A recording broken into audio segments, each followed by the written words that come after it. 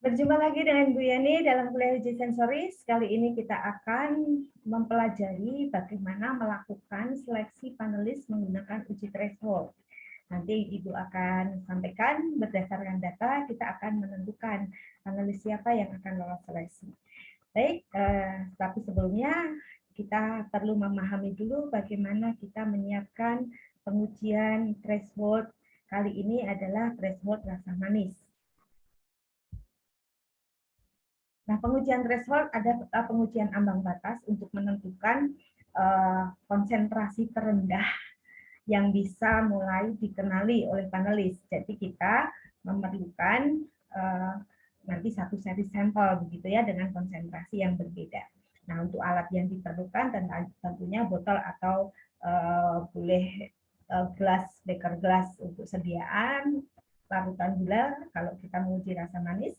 Kemudian gelas loki yang nanti digunakan untuk menyajikan sampel ke panelis harus bersih, tidak berbau, ya, tidak berbau gelasnya, harus benar-benar bersih.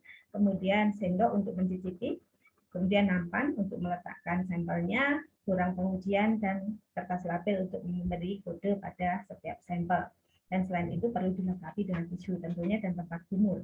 Kemudian bahan yang digunakan adalah larutan gula, mulai dari konsentrasi 0, ini air mineral isinya ya untuk kontrol nanti air mineral, kemudian 0,1, 0,2 dan seterusnya sampai konsentrasi 1%. Kita harus siapkan larutan gula ini lebih dulu, kemudian kita beri kode untuk setiap konsentrasi dengan kode 3 digit angka. Ini cara kerja untuk preparasi sampelnya. Kita perlu siapkan lebih dulu sampel larutan gula tadi berdasarkan satu seri konsentrasi dari 0 sampai 1%. Kemudian diisikan pada gelas roki. Kalau kita punya misalnya 30 calon panelis, ya kita siapkan untuk 30 seri. Jadi setiap panelis kan akan menerima 10 sampel ya dari konsentrasi 0 sampai 1%. Nah, kita berarti perlu jumlah panelis kali jumlah sampel yang diujikan tadi untuk gelas lokinya gitu. Jadi kita tempeli kode sesuai sampelnya. Untuk 0% misalnya di kode berapa? 324, konsentrasi 1 kode 879 dan seterusnya. Semua diberi kode. Setelah itu setiap sampel tadi diisikan ke dalam gelas loki sesuai kode tadi, kemudian diletakkan di setiap seri, panelis akan memperoleh dari konsentrasi 0 sampai 1%, satu seri sampel ini ditaruh di nampan secara acak, nggak boleh diurutkan ya, harus secara acak, diacak tempatnya, nggak boleh berurutan. Diacak, kemudian disajikan kepada panelis bersama dengan sendok teh untuk mencicipi, kemudian air untuk kumur, dan juga borang penilaian dan tisu. Nah, setelah disiapkan seperti itu, dalam nampan kita sajikan ke panelis, tapi disertai borang penilaian ini. Jadi seperti ini model borangnya, kuesionernya ya. Ada identitas panelisnya, nama, tanggal pengujian, kemudian bahannya, karena ini penentuan threshold rasa manis, maka bahannya larutan gula, ya, tadi satu seri. Tapi Anda tidak boleh nuliskan konsentrasinya di sini ya, tidak boleh. Panelis tidak boleh tahu konsentrasi berapa saja itu yang disajikan ke panelis. Panelis nggak boleh tahu. Jadi diberi kode 3 digit angka. Nanti panelis diminta mengikuti instruksi, yaitu menuliskan kode sampel dan memberikan responnya. Kalau panelis bisa mendapatkan kesan ada rasa manis, diberi nilai 1. Kalau tidak ada rasa manisnya, tawar menurut panelis, panelis diminta memberi nilai 0. Gitu ya. Nah, setelah kita sajikan, nanti panelis akan menilai dan kita akan melakukan tabulasi data, masukkan tabel untuk data yang hasil pengujian panelis dan kira-kira diperoleh data seperti ini. Ini saya ambil contoh nama acak saja ya. Saya hanya ambil 10, tapi harusnya untuk seleksi panelis tidak boleh hanya 10. Kalau kita nanti membutuhkan panelis 15 ya minimal 30 orang ya. Sebenarnya ada data yang banyak tapi nanti sangat panjang tabelnya dan tidak bisa kelihatan cukup besar. Jadi saya ambil contoh 10 saja untuk contoh kita untuk membahas pada saat ini. Tapi sebenarnya minimal 2 kali dari jumlah panelis yang kita butuhkan. Kalau kita membutuhkan 15 orang panelis, ya minimal 30 orang yang kita seleksi. Kalau misalnya kita butuh 20 orang, ya minimal 40 orang yang kita seleksi. Begitu ya. Nah, di sini sudah ada data yang kita peroleh berdasarkan nama panelis, dan ini konsentrasi larutan gula yang atas. Kemudian yang diisikan di kolom-kolom ini adalah hasil penilaian panelis. Jadi si Budi, panelis pertama, ini menilai yang 0% itu dengan nilai 0, berarti dia memang tidak merasakan ada rasa manis di sampel itu. Kemudian pada konsentrasi yang 1%, dia menilai 1, berarti dia sudah bisa merasakan manis pada konsentrasi 0,1%. Tapi pada konsentrasi 0 dan 0,2 dan 0,3, si Budi kembali memberi nilai 0. Jadi dia tidak bisa menangkap kesan rasa manis pada konsentrasi 0,2 dan 0,3. Tapi di konsentrasi 0,4 dan seterusnya, Budi bisa menangkap kesan rasa manisnya. Gitu.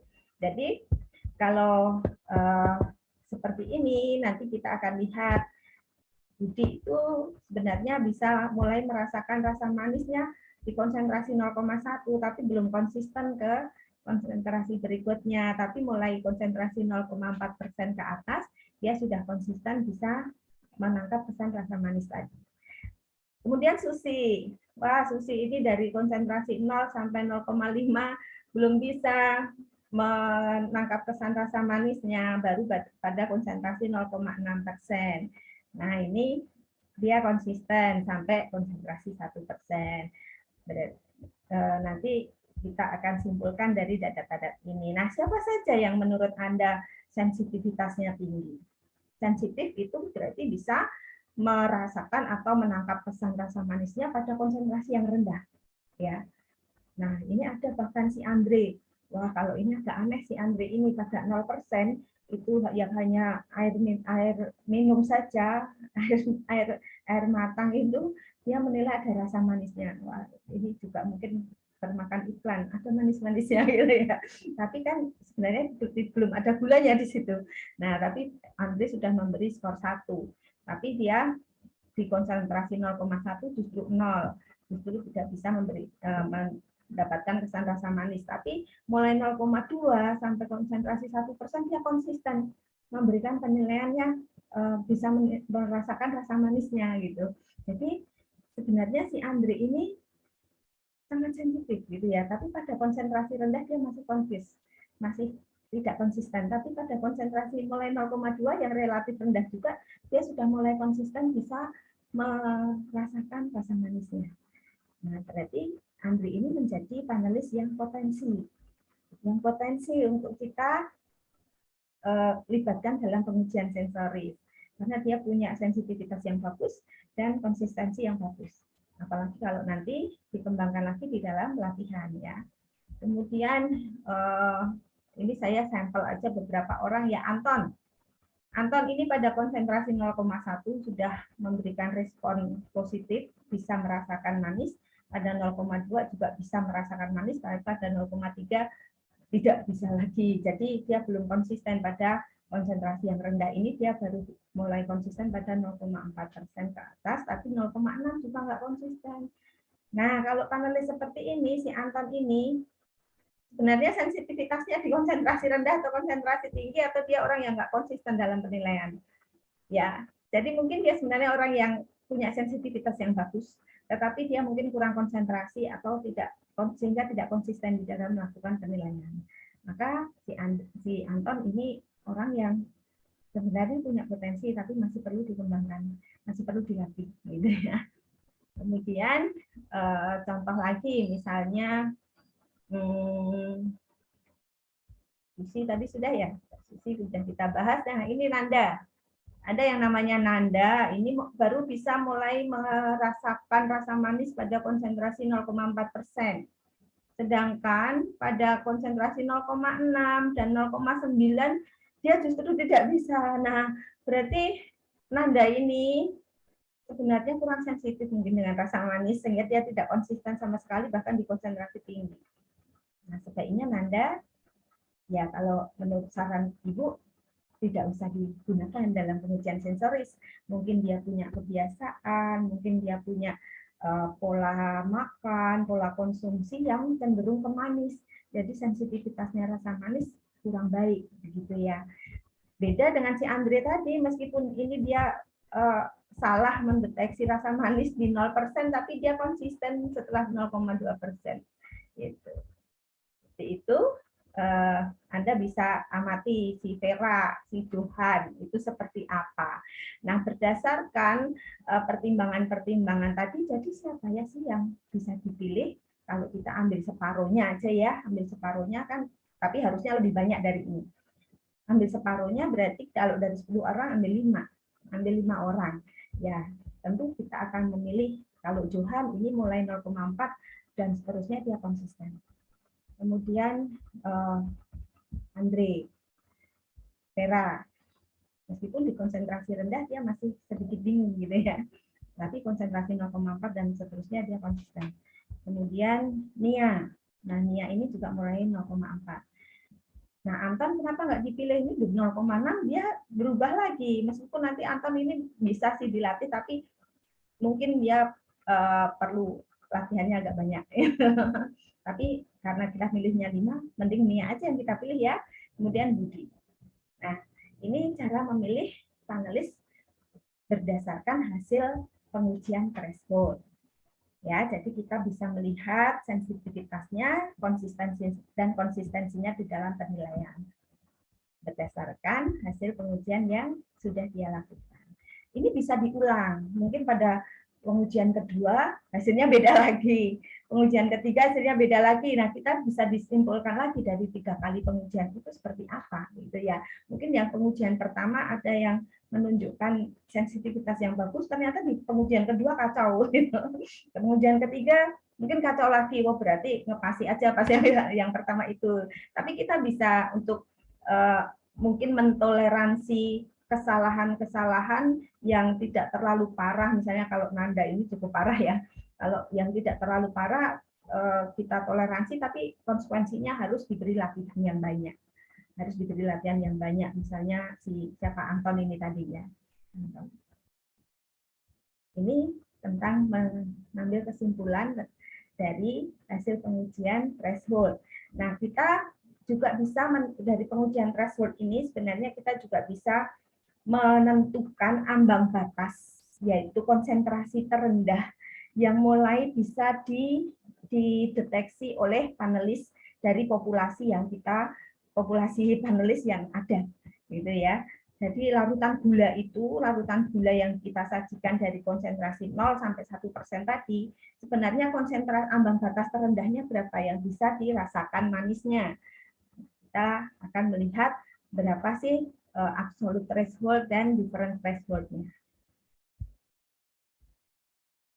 Nah, di dalam penentuan threshold itu ada berbagai jenis threshold. Ada selain absolute threshold dan difference threshold, nanti ada recognition threshold gitu ya. Tapi yang utama ini absolute threshold ini adalah konsentrasi rangsangan terkecil yang mulai dapat menimbulkan kesan, mulai bisa dirasakan begitu. Yaitu konsentrasi yang ditentukan dari konsentrasi yang memperoleh 50% dari respon positif. Kalau tabel tadi kita plotkan dalam bentuk grafik, akan muncul grafik yang biru seperti ini. Dan untuk menentukan absolute threshold kita tarik dari yang respon 50% ini. Kan konsentrasi berapa gitu ya yang menjadi konsentrasi terendah yang bisa dideteksi rasa manisnya. Dari 50 respon 50% panelis, kita tarik ke bawah, kita dapat konsentrasinya, yaitu di angka sekitar 0,3%. Itu merupakan ambang batas terendah rasa manis larutan gula yang bisa mulai dirasakan oleh panelis kita, 0,3% sebagai absolute threshold. Kemudian difference threshold. Difference threshold merupakan perubahan konsentrasi terkecil suatu rangsangan yang sudah dapat dideteksi perubahannya. yaitu konsentrasi yang memperoleh 75% dari respon positif. Nah, difference threshold pada data kita tadi ketemunya kita ambil dari 75% respon, sebelah kiri ini adalah respon panelis, 75%, kita tarik ke bawah, berada di antara 0,4 dan 0,5, mungkin sekitar 0,45%. Nah, pada mulai perbedaan konsentrasi 0,45% itu, setiap perbedaan konsentrasi itu bisa diketahui oleh panelis. Gitu. Dengan mudah bisa diketahui, bisa dibedakan oleh panelis dari konsentrasi 0,45%. Nah, demikian penentuan absolute threshold dan difference threshold. Semoga bermanfaat dan Anda bisa melakukan pengujian threshold dan melakukan seleksi panelis menggunakan pengujian threshold. Terima kasih semuanya. Sampai berjumpa lagi di lain kesempatan.